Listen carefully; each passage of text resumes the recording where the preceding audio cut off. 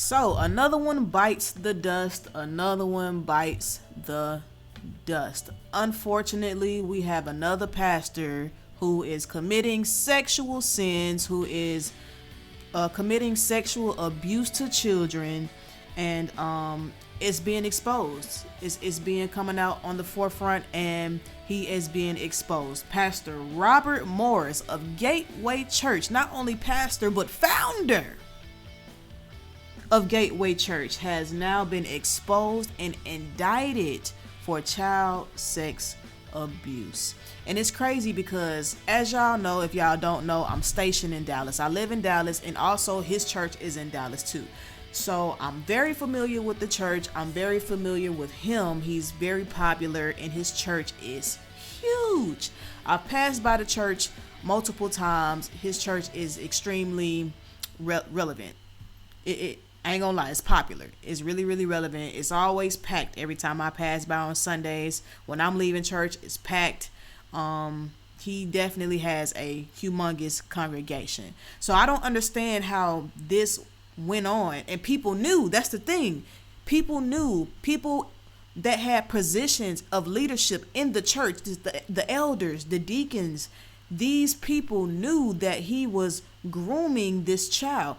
Now, for those who don't know, the child was 12 when he started grooming this young lady. This young lady is now grown now. Now, I don't know what made her want to come out and speak against Pastor Robert Morris on, I don't know if anything happened as an adult, on why she now wants to speak up about what happened as a child. But she's coming out with all these accusations of him grooming her. Now, this is not something that is new. This is something that has occurred before in his past. And I guess it's coming all back up, whatever the case may be. I'm not sure. We're going to find out together. But it sickens me. It sickens me because these type of stories are just continuously happening.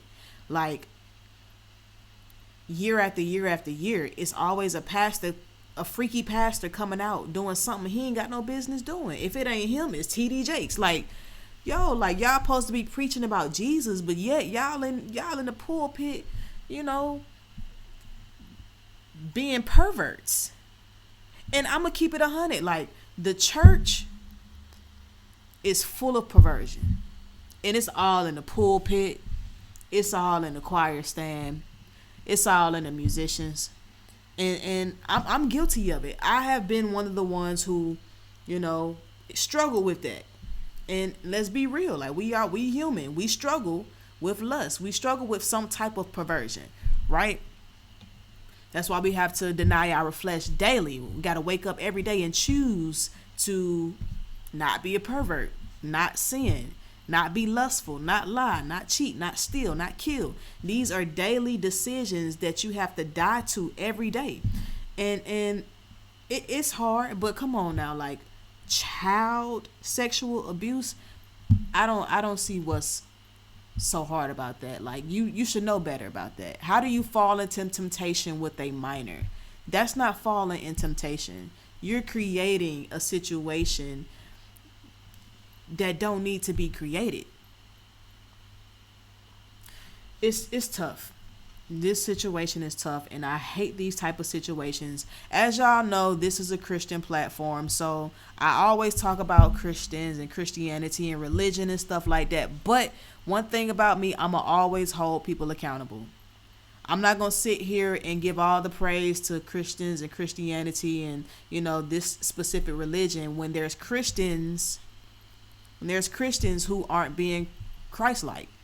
This right here is not Christ-like. But we're going to take a look at this video. The founder of one of North Texas's most prominent megachurches is facing child sex charges. Hello, everybody. I'm Heather Hayes. And I'm Steve Eager. It's 9 o'clock. An Oklahoma grand jury indicted Gateway Church founder Robert Morris on 5 felony counts. The allegations emerged in June of last year when the Christian Post published a woman's story alleging she was abused by Morris starting at the age of 12. The church first said it was aware of Morris's past, quote, moral failure, and then later said it did not know her age, the victim's age, or the extent of the abuse. 3 days later, Morris resigned from Gateway. In November, Gateway announced it removed multiple elders who knew the victim's age at the time of the abuse. And now, Morris is facing those criminal charges. Casey Stiegel in studio with the developing story. Casey. Yeah, good evening. This was a case that garnered national attention last summer and brought down the man who founded one of the largest mega churches in the country. But tonight, disgraced Pastor Robert Morris faces more than embarrassing accusations. He's now staring down felony charges for his alleged misconduct.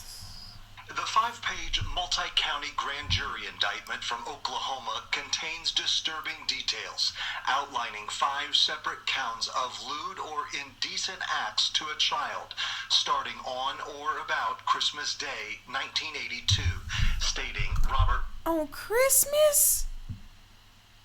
On Jesus' birthday, bro?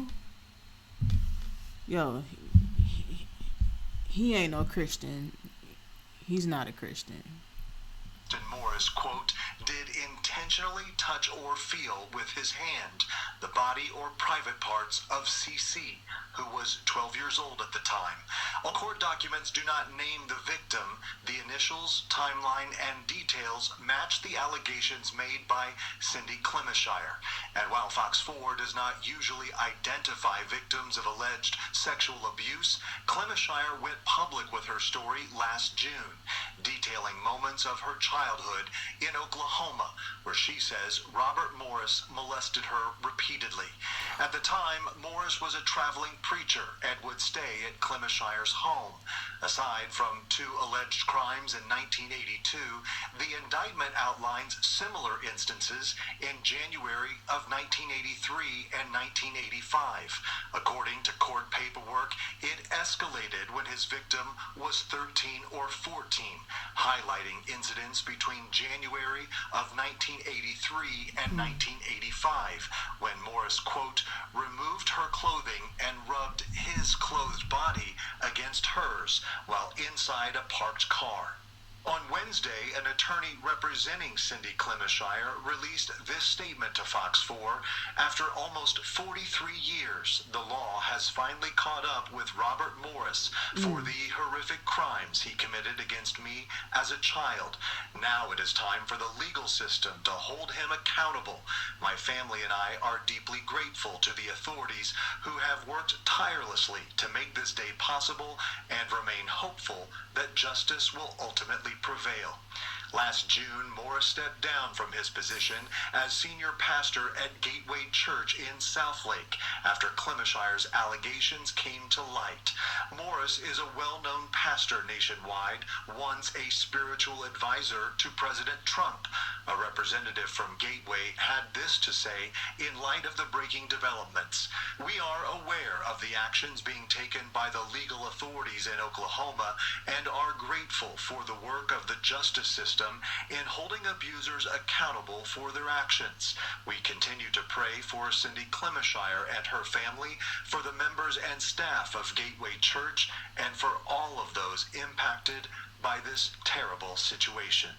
So why all of these years later? Well, the Oklahoma Attorney General says that the statute of limitations did actually not apply to this case because the accused has never been a resident of that state. Today, we called numbers believed to be registered to Robert Morris, but nobody answered the line. Fox 4 left a voicemail, but have not received a response or any calls back. Wow, this is crazy. It's truly diabolical, for sure. To be honest, I don't even have any words for this because it's sickening. It's disappointing. When you think of pastors, you think of somebody who's supposed to shepherd you, who's supposed to cover you, who's supposed to pray for you and teach you the word and be an example of what he's preaching.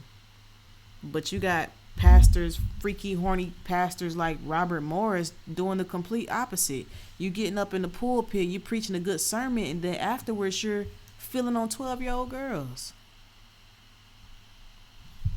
This perversion in the church and in the pulpit especially because I expect perverts to be in the congregation. I expect for perverts, because the church is a hospital for spiritually sick people. So I expect for perverts to be in the congregation. But for a pervert to be in a pulpit, for the pervert to be the leader of this church, it's crazy, bro. It's crazy. And I think that this got to be the season of exposure. A lot of these mega pastors are being exposed for stuff that they've been doing in the dark. Like, a lot of these pastors are really truly being exposed. I ain't finna sit here and call everybody name. If you watch Christian news, you know exactly who's getting exposed right now. But it's crazy. It's crazy. You gotta pray. Gotta stay prayed up, because the enemy is after whomever. But he's specifically after those type of people. When I say those type of people, I'm talking about like preachers and ministers, the elect, people of God, like people who have, that spiritual gift or calling in their life. Like, because if you already serve the devil, like people that's not believers, why does the devil need to attack you? For real, for real. Why does the devil need to, come up into your space for real, if you already serving him? If you not serving him and you serving the Most High God, he gonna get you. And he'll get you with the perversion. He'll get you with the lust. He'll get you with whatever that your flesh may like. But him, Robert, he just a pervert. Lock him up, buddy. He need to go. He can't be trusted. He can't be trusted. But let me know what y'all think in the comments about this video. Make sure y'all like, y'all comment, and subscribe to the channel. Yeah, this is crazy. But I love y'all. Jesus love y'all. God bless y'all.